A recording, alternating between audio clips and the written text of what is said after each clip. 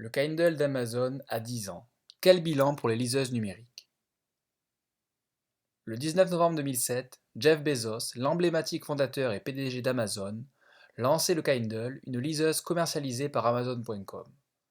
Pour les moins technophiles d'entre vous, nous allons commencer par définir ce qu'est une liseuse. Une liseuse est un appareil mobile conçu principalement pour lire des livres numériques. Doté d'un écran pour la lecture, l'appareil permet le stockage des publications numériques pour la création d'une bibliothèque numérique.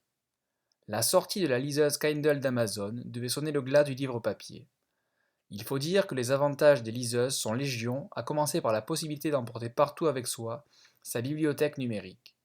La taille et le poids de ces appareils rendent sa portabilité encore plus aisée. En outre, chaque lecteur peut adapter l'expérience de lecture à ses besoins en choisissant par exemple la taille d'écriture qui lui sied le mieux. N'oublions pas d'ajouter à cela la gratuité des livres appartenant au domaine public et une autonomie de plusieurs semaines. C'est bien simple, ce petit rectangle de plastique ne pesant pas plus de 100 grammes vous permet d'emporter avec vous les biographies complètes de François Mitterrand et de Jacques Chirac dépassant chacune allègrement les 1000 pages. Devant tant d'avantages, comment expliquer alors que 10 ans après l'apparition du Kindle, le marché des liseuses ne pèse pas plus de 3,5% en France? Si le marché progresse d'année en année, la progression est plus que lente, il en est à des années-lumière des 20% atteints aux États-Unis par exemple. Alors comment expliquer que les liseuses n'aient pas été à la hauteur du tsunami tant craint par les professionnels du secteur du livre?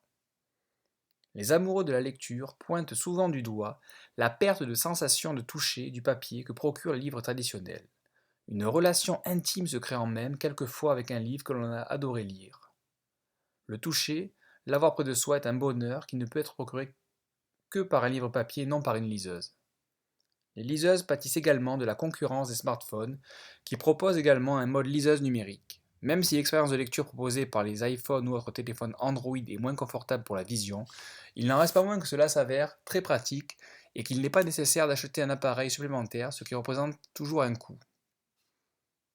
Autre point important à considérer, la question tant débattue de la déconnexion des appareils numériques. En effet, on parle de plus en plus de l'importance de nous éloigner de nos chers écrans afin de nous reposer et d'éviter la surchauffe cérébrale. Dans ces conditions, la lecture d'un livre sur une liseuse numérique n'est peut-être pas ce qu'il y a de plus approprié, avouons-le. La volonté des pouvoirs publics de renforcer le numérique à l'école en enseignant directement sur des supports tels que des tablettes permet aux éditions numériques d'afficher une nette progression sur le segment des ouvrages scolaires. Néanmoins, ce sont bien souvent des tablettes de type iPad qui sont retenues, puisqu'offrant finalement plus de services que de simples liseuses telles que le Kindle. Les liseuses voient en quelque sorte leur marché phagocyté par les tablettes intelligentes telles que l'iPad. Enfin, la France constitue un marché à part pour Amazon et son Kindle. En effet, la politique du prix unique sauve le secteur en empêchant le géant américain de vendre ses livres au prix qu'il souhaite. Or, c'est par ce biais qu'Amazon avait attaqué avec succès le marché aux États-Unis. En France, cette pratique lui est interdite, ce qui permet au nombre de libraires de rester constant aux alentours des 3300 depuis bientôt 10 ans désormais. Le raz-de-marée tant redouté n'aura finalement pas eu lieu. La France reste un marché à part, et sa fameuse exception culturelle aura eu raison du géant américain. Pour nos hommes politiques, un livre est unique, ce qui implique que son prix doit l'être également, et ce quel que soit son canal de diffusion. Fort de ce constat, le marché des liseuses reste pour le moment à des années-lumière des sommets promis lors de l'apparition du Kindle.